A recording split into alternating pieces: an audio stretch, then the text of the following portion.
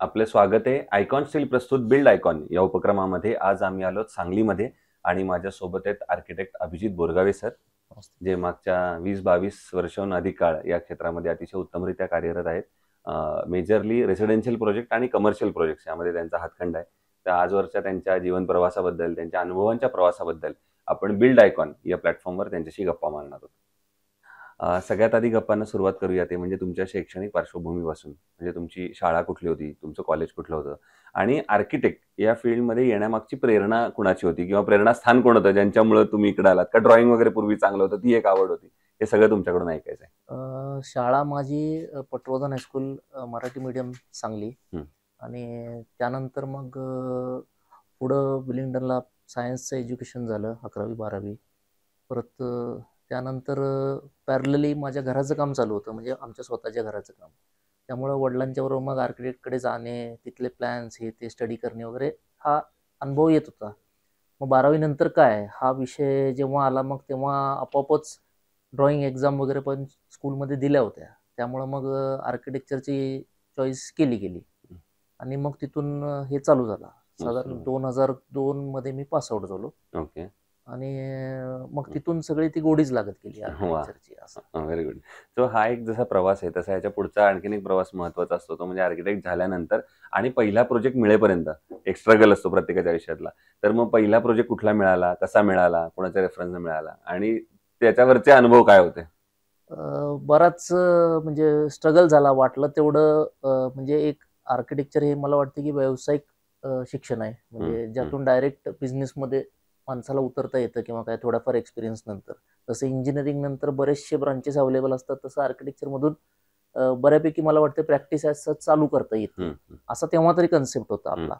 मग त्यानंतर काय झालं की 1-2 वर्ष बराच स्ट्रगल केला, नवीन ह्याच्यामध्ये एक्सपिरियन्स घेऊन कामं घ्यायची वगैरे असा बराच प्रयत्न केला. त्यानंतर मग नव्या नव्या अपॉर्च्युनिटीज तेव्हा येत होत्या भारतामध्ये सुद्धा. मल्टीनॅशनल कंपनीज वगैरे म्हणजे कन्सल्टिंगमध्ये ॲज तेव्हा जस्ट यायला एंटर चालू झाल्या होत्या. मोठे प्रोजेक्ट्स, मेगा प्रोजेक्ट्स वगैरे, इंडस्ट्रियल वगैरे असे चालू झाले होते. तर त्यातूनच एक अपॉर्च्युनिटी आली की टाटा कन्सल्टिंग इंजिनियर्स पुणे इथून माझा एक मित्र होता तिकडे, तो एम ई सिव्हिल होता. आणि मग त्याच्या रेफरन्सनी त्यांनी मला कॉल केला की असं असं दादा इकडं एक अपॉर्च्युनिटी आहे आर्किटेक्टसाठी आणि तू इंटरेस्टेड आहेस का? तर तेव्हा असा काही सिरियस विषय नव्हता. आणि मग त्यानंतर गेलो, इंटरव्ह्यू वगैरे दिला आणि मग ती कंपनी जॉईन केली. मग मेजरली आमचे सगळे इंडस्ट्रियल प्रोजेक्ट्स होते. खूप साऱ्या इंडस्ट्रियल प्रोजेक्ट्सवरती, मल्टीनॅशनल इंडस्ट्रियल प्रोजेक्ट्सवरती काम केलं.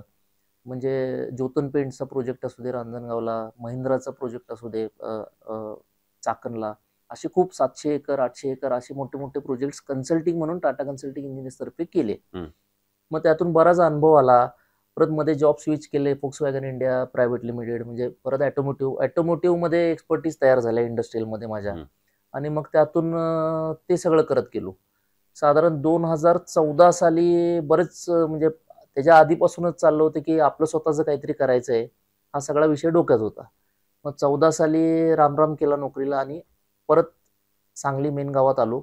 आणि मग इकडे एक मित्राचीच एक स्कीम होती ती, अजून दुसऱ्या एक मित्राची स्कीम होती ती, असे थोडे रेफरन्स होते, ते 2 स्कीम चालू केल्या ॲट अ टाइम.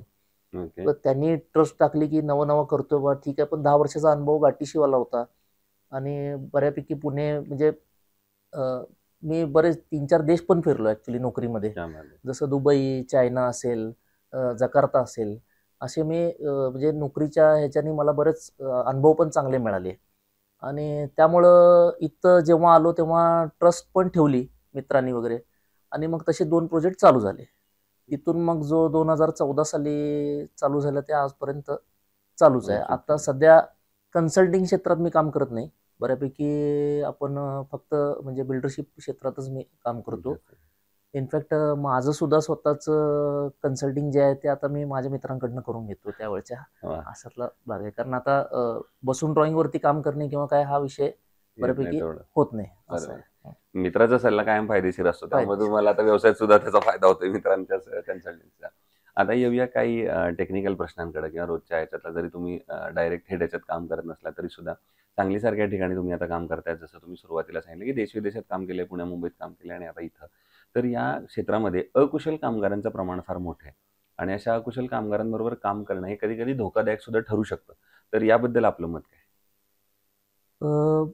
पुणे किंवा इकडं प्रोजेक्ट्स केल्यामुळं बरेचशा कंट्रीमध्ये जाऊन तिथले प्रोजेक्ट्स बघितल्यामुळं तिथली सेफ्टी, तिथला कन्सर्न हा खूप जवळून बघितला आहे. म्हणजे पीपी झोन आणि तो सगळा म्हणजे जे एकदम डिटेलिंग पहिला साईट व्हिजिटला कन्सल्टंट जरी आला तरी त्याला ओरिएंटेशन देणं, परत कुठून कुठे जायचं आहे, कुठून कुठे फिरायचं आहे, हे सगळं अगदी जवळून बघितलं होतं. त्यानंतर जेव्हा लोकल लेवलला सांगलीसारख्या छोट्या शहरात येऊन काम चालू केलं, तेव्हा जाणवलं की ही बरीच पोकळी आहे, की आपण जे इथं काम करतो आणि जे ॲक्चुअलमध्ये मल्टीनॅशनल प्रोजेक्ट्समध्ये जे चालतं ते.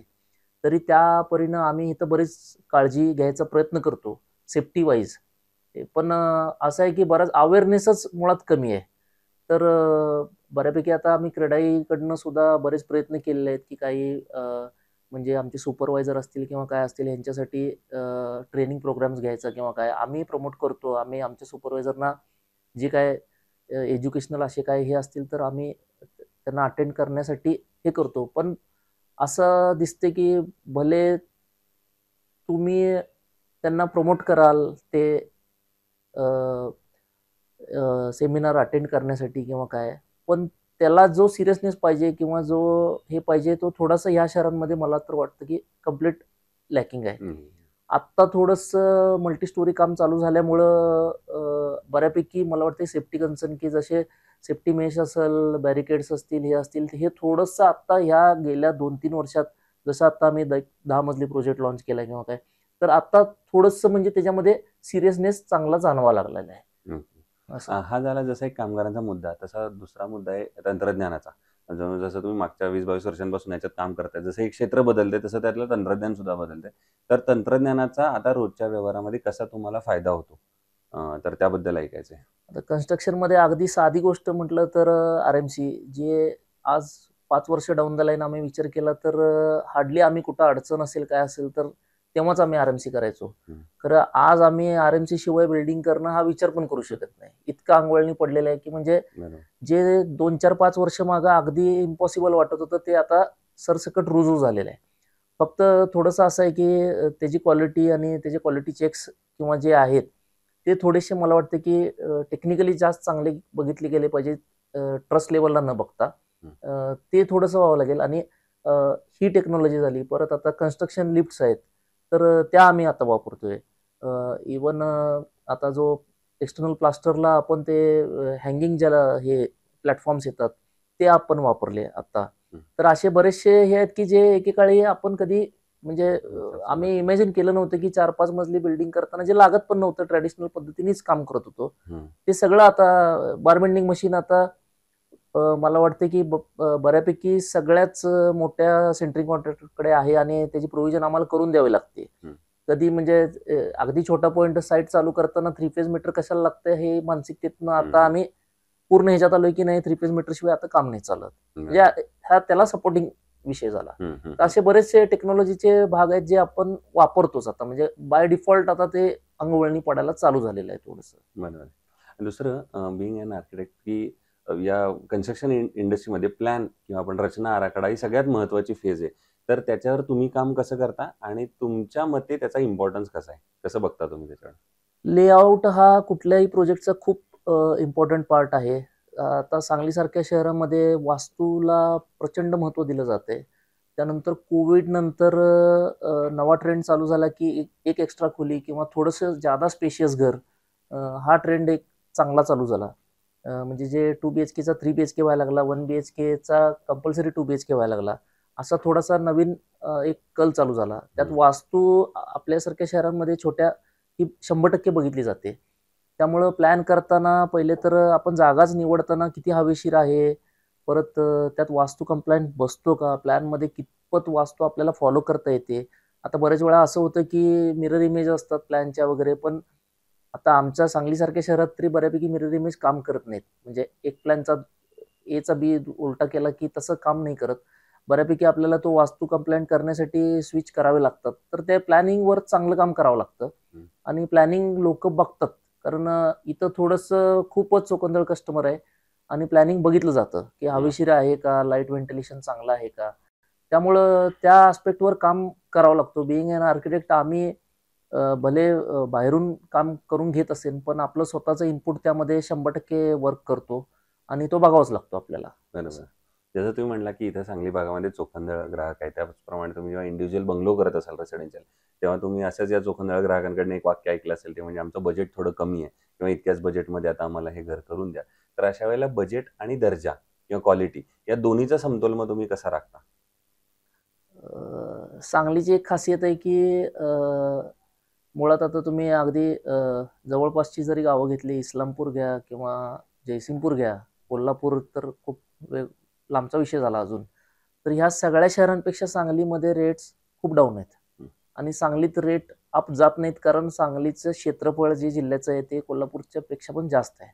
त्यामुळं पसरायला वाव आहे. त्यामुळं आणि बिईंग अ छोटं शहर, लोकांच्याकडं तसा वेळही असतो की आज मी बायोमेट्रिक जरी ऑफिसमध्ये बसवली तरी माणूस 10 वाजताच येईल ह्याची काही गॅरंटी नाही आणि मी त्याच्यावर ऍक्शन पण काही घेऊ शकत नाही मुळात. त्यामुळं इथं नको 500 मीटरवर अजून एक 500 रुपये स्वस्त मिळते तर चल मी तिकडे घेतो, हे पहिल्यापासूनच आहे. त्यामुळं हा बॅलन्स साधायची इथल्या मला वाटते की बिईंग अ क्रेडाई मेंबर सगळ्याच बिल्डरना ही चांगलीच सवय लागून गेलेली आहे की म्हणजे किंमत कमी आणि फॅसिलिटी जास्त किंवा नवीन नवीन काहीतरी करणे. आता तर म्हणजे मला वाटते की थोडा वेगळा विषय सांगतो की क्रेडाई म्हणजे आम्हाला टेक्निकली इतका बॅकअप येतो आणि इतकं हे मिळतं क्रेडाईमधून सपोर्ट की म्हणजे आम्ही चेष्टेत म्हणतो आता कधी कधी की हे सगळं नॉलेज घेऊन क्रेडाई मेंबर खूपच अपग्रेड झालेत आणि कस्टमर अजून सांगलीचा आमचा तिथंच राहिलेला आहे असं झालंय. आणि जे काय आपण नवं नवं शिकतो ते आणायची हाऊस किंवा म्हणा किंवा ती जिगर बिल्डर लावतोय, पण कस्टमर अजून ते जुन्या मानसिकतेत किंवा असा थोडासा हे आहे. तर ती सवयच आहे म्हणजे पहिल्यापासून, त्यामुळं ते अंगवळणी पडलेलं आहे आता.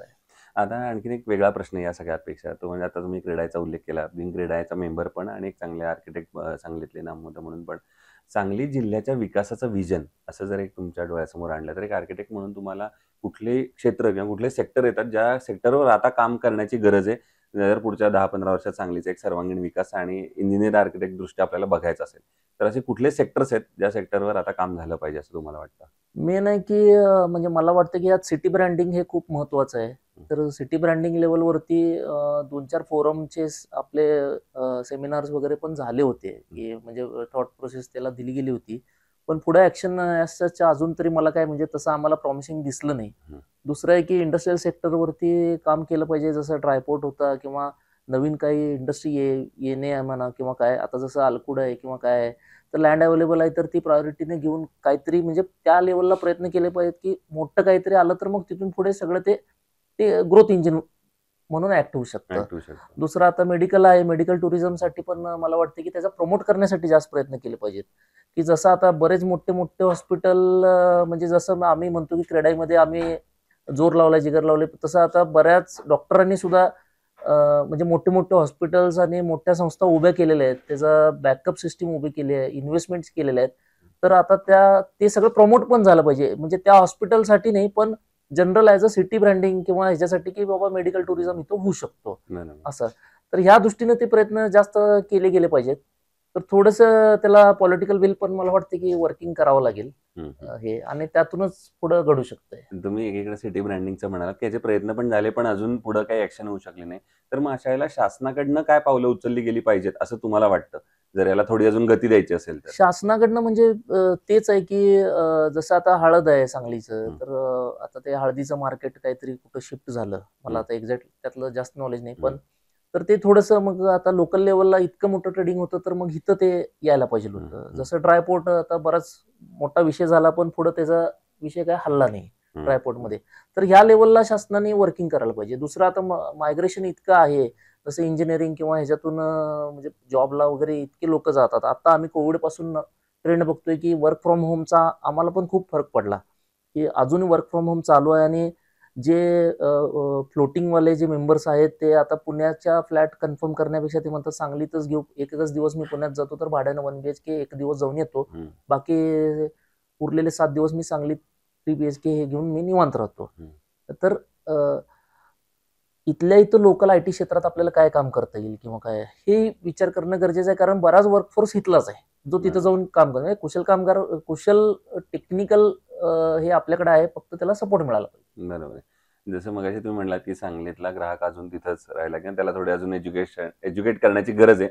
तसा मग पुढचा प्रश्न, इतके वर्ष आता काम केल्यानंतर या क्षेत्रात जे पहिलं पाऊल ठेवणार आहेत आर्किटेक्ट आणि इंजिनियर, त्यांना तुमच्याकडनं काय सल्ला जर द्यायचा आला किंवा गुरुमंत्र, सक्सेस फॉर्म्युला, तर काय सांगाल? ॲज अ बिल्डर डेव्हलपर तर मी जे नवीन पाऊल ठेवणार आहेत त्यांना तर मी सांगेन की आता म्हणजे नवख्या माणसाचं किंवा नॉन टेक्निकल माणसाचं तर आता कामच नाही राहिलं.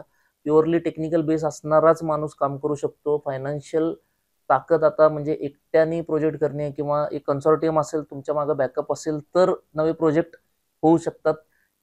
सिंगल माणसाचं मला नाही वाटत आता तसा विषय राहिलेला आहे. म्हणजे कारण आता ना म्हणजे अजून आजपर्यंत आम्ही कधीही बघितलं नाही एवढं लॉन्चिंग आहे मार्केटमध्ये.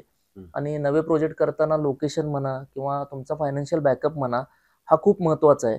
अदरवाईज सांगलीत बुकिंग बेस बिझनेस एक काळी व्हायचा म्हणजे बिल्डर लोकांचा, जो आता मला वाटते की आउट ती कन्सेप्टच आउटडेटेड झालेली आहे की बुकिंग बेस बिल्डिंग कम्प्लिशन करणे किंवा काय हा विषय सोडून द्यायला पाहिजे. प्रोजेक्टची आपली आपली स्वतःची तयारी पाहिजे, तरच ह्या क्षेत्रात करता येईल. बाकी आर्किटेक्चर प्रॅक्टिस करणाऱ्यांना खूप चांगला स्कोप आहे माझ्या मते तरी. बरेचसे जुन्या काही म्हणजे मोठे मोठे फर्म्स आहेत सांगलीमध्ये, दिग्गज लोक आहेत. तर काही माझे कलिग्स पण आहेत जे आता अपकमिंग क्षेत्रामध्ये चांगलं काम करतात म्हणजे आर्किटेक्चर ह्याच्यामध्ये. नवीन येणाऱ्यांनी एक्सपिरियन्स पहिले तर खूप महत्त्वाचा आहे. डायरेक्ट तुम्ही बिझनेसमध्ये आर्किटेक्चर जे येत असला तर ते तसं वर्किंग होणार नाही. त्याला म्हणजे चांगल्या फर्ममध्ये जाऊन आपण 1, 2, 3 वर्षाचा एक्सपिरियन्स घेतला पाहिजे, वर्क एक्सपिरियन्स घेतला पाहिजे. डिटेलिंग, साईट रिलेटेड काय इश्यूज आहेत, पेमेंट्स रिलेटेड काय इश्यू असतात ते सगळे समजून घेतले पाहिजेत आणि मगच या क्षेत्रात तयारीनं उतरलं पाहिजे. पुढचा प्रश्न असा आहे की आता बरेचसे प्रोजेक्ट केल्यानंतर, स्वतःचे पण इंडिपेंडंट प्रोजेक्ट नंतर, एखादा असा प्रोजेक्ट की जो तुमची स्वतःची ओळख बनला की ज्यानं तुमचं ब्रँडिंग केलं किंवा जो आयकॉनिक प्रोजेक्ट म्हणू शकतो तुमचा, त्या प्रोजेक्ट बद्दल ऐकायचं आहे. आयकॉनिक म्हणजे सध्या आता कधी आम्हाला म्हणजे मला स्वतःलाच कधी 10 वर्षापूर्वी मला वाटलं नसेल की 10 मजली बिल्डिंगचा प्रोजेक्ट आपण कधी करू. इव्हन ह्या बिझनेसमध्ये येऊन 5-6 वर्ष झाली तरी आम्हाला वाटलं नव्हतं. पण UDCPR मुळे आता पहिल्यांदाच आपण 10 मजली लॉन्च केला. आता ऑलमोस्ट कम्प्लिशन स्टेजला आपला प्रोजेक्ट आहे. दुसरा मला एक अभिमानाची गोष्ट म्हणजे माझ्यासाठी की आमची जी ऑफिसची आता बिल्डिंग आहे मार्केट यार्ड समोर, तर म्हणजे आम्ही म्हणतो की क्रेडा आहे तो भरोसा आहे, तर क्रेडाईचं ऑफिस आमच्या बिल्डिंगमध्ये ही आम्हाला खूप अभिमानाची गोष्ट आहे. वा वा, क्या बात आहे. आणि असा एखादा प्रोजेक्ट की जो करताना काहीतरी अडचणी आल्या किंवा काहीतरी आव्हान आली आणि त्या आव्हानावर तुम्ही कशी मात केलीत, तर असा एखादा प्रसंग ऐकायचा आहे. रिसेंटलीच आता जो प्रोजेक्ट आपण केला 10 मजलीचा प्रोजेक्ट, तर कधी एवढा प्रोजेक्ट हँडल करून आपल्याला सवय नव्हती. म्हणजे अगदी रेफ्यूज शूटपासून लिफ्टपर्यंत सगळ्या गोष्टींचा स्टडी करावा लागला, माहिती घ्यावी लागली. पुण्यामध्ये काय चालतं, आपल्या इथं कोणाचे प्रोजेक्ट्स आहेत, कसे आहेत, तर हे सगळा विषय बघावा लागला. दुसरे त्याचे फाउंडेशन्स करताना सॉईलचा बराच आम्हाला प्रॉब्लेम झाला, ग्राउंड वॉटरचा प्रॉब्लेम झाला, तर ते आपल्याला वेगळ्या प्रकारे कन्सल्टंट वगैरे लावून तर हँडल करावं लागलं. तर म्हणूनच सांगितलं की टेक्निकल शिवाय आता पर्याय नाही. त्यामुळे नॉन टेक्निकल लोकांचं तर आता काम नाही. बरोबर आहे. दुसरं, आता या क्षेत्रात काम करताना स्टील हा पार्ट अतिशय महत्त्वाचा असतो कन्स्ट्रक्शनमध्ये. तर स्टील निवडताना तुम्ही काय पॅरामीटर्स बघता आणि मग ठरवता की हे स्टील चांगलं आहे, हे वापरलं पाहिजे? एक तर ब्रँड तर नेहमीच काम करतो स्टीलमध्ये की किती वर्षाचा अनुभव आहे, किती जुना ब्रँड आहे, किती रिस्पेक्टेड आहे आणि ट्रस्ट लेवलला काय आहे. म्हणजे आज जे आमचे कलिग असतील किंवा बाकीचे लोक असतील तर कोण कोण वापरतं, कोण कोण नाही, हे खूप मॅटर करतं. दुसरं सर्व्हिस मॅटर करते की जे काय रिप्रेझेंटेटिव्ह असतील किंवा काय असतील त्यांचा आपल्याशी 1 to 1 टच किती आहे. आणि तिसरा सगळ्यात अगदी महत्त्वाचा पार्ट आमच्यासारख्या शहरामध्ये की रेट्स, की आपला जो डीलर असेल किंवा काय असेल तो आपल्याला काय रेट्स कसे देतो, काय सर्व्हिस देतो, किती दिवसात डिलिव्हरी मिळतात.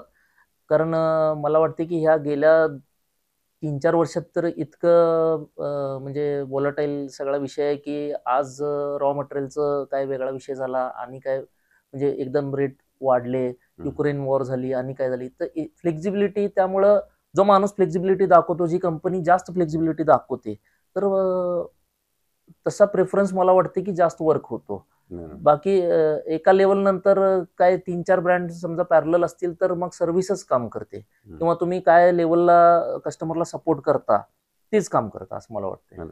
आणि आयकॉन स्टील तुम्ही यापूर्वी कधी वापरलं होतं का कुठल्या प्रोजेक्टवर? आयकॉन स्टील आपण वापरलेला आहे. आता रिसेंट जे काही आपले कॉलेज कॉर्नरला प्रोजेक्ट चालू आहे किंवा इकडे पण चालू आहे, हे दोन्हीकडे आपण आयकॉन स्टील वापरलेलं आहे. मग त्यांच्या प्रॉडक्ट बद्दल आणि सर्व्हिस बद्दल कसा आहे अनुभव? नाही, चांगलंच आहे डेफिनेटली. मार्केटिंग आयकॉन स्टीलचं तर म्हणजे अगदी दुसऱ्या कंपन्यांनी मला वाटतं की फॉलो करण्यासारखा विषय आहे, की म्हणजे शिकण्यासारखाच विषय आहे.